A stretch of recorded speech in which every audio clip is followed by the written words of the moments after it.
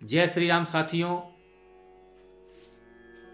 आज का दौर जो है आधे अधूरे ज्ञान को लेकर के कुछ लोग बैठ जाते हैं और फेसबुक पे अपने आप को महान ज्ञानी समझ करके कुछ न कुछ अलड़ बलड़ पोस्ट करते रहते हैं।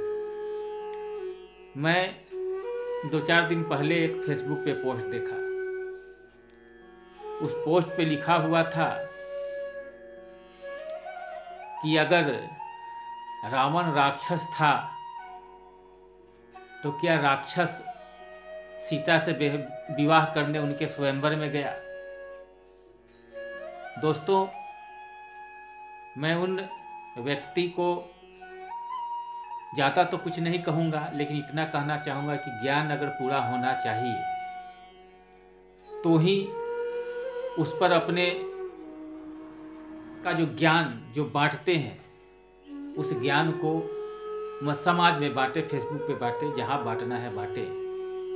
मैं उनको ही नहीं, हमारे जितने भी साथी हैं उनको बताना चाहता हूँ कि अगर ये प्रकार का सवाल अगर आए आप लोगों के सामने तो साथियों,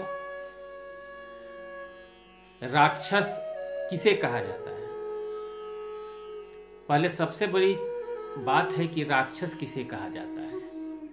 राक्षस उसे कहा जाता है जो समाज में अताताई होता है, समाज में विध्वंसता फैलाता है, हत्या करता है, लूट करता है, सिर्फ अपना ही बात समझता है, दूसरों के बातों को नहीं समझता है, उसे हम लोग राक्षस कहते हैं।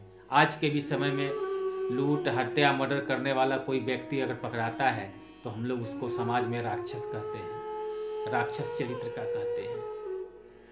मैं वो ज्ञानी बाबा को बताना चाहता हूँ कि हे ज्ञानी बाबा, रावण जो था एक ब्राह्मण था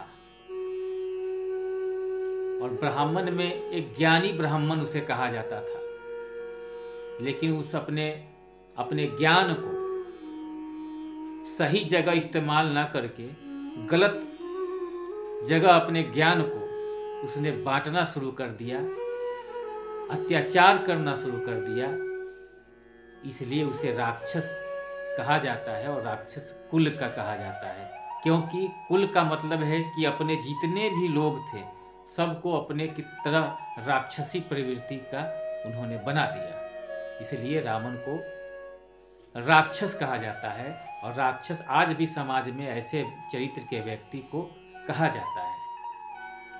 दोस्तों, उन ज्ञानी बाबा को ये भी बताना चाहता हूँ कि स्वयंवर में पहले राजा की जो पुत्री होती थी उससे राजा लोग शादी करते थे और रावण भी उस समय लंकापति था, राजा था। उसने स्वयंवर में गया शादी रचाने के लिए, लेकिन वहाँ एक शर्त थी, उस शर्त में को उसने पूरा नहीं कर सका और सीता जी से उनका विवाह नहीं हुआ और भगवान प्रभु श्री राम ने उस शर्त को पूरा किया और उनका विवाह माता सीता से हो गई। तो ज्ञानी बाबा, आपसे अनुरोध है कि अगर हमारे बातों को आप अगर सुन रहे हो, अगर समझे, कहीं देखें, तो निश्चित रूप से आप अगले बार किसी प्रकार का अगर पोस्ट करें तो पोस्ट से पहले ज्ञान जो है रामायण को पढ़ ले, उस ज्ञान को जान ले और कुछ जो बात होती है उसे गीता और रामायण और से समझने की जरूरी नहीं है, उनकी अंतर आत्मा ही समझा देगी कि क्या आप सही हैं, क्या गलत हैं। इसलिए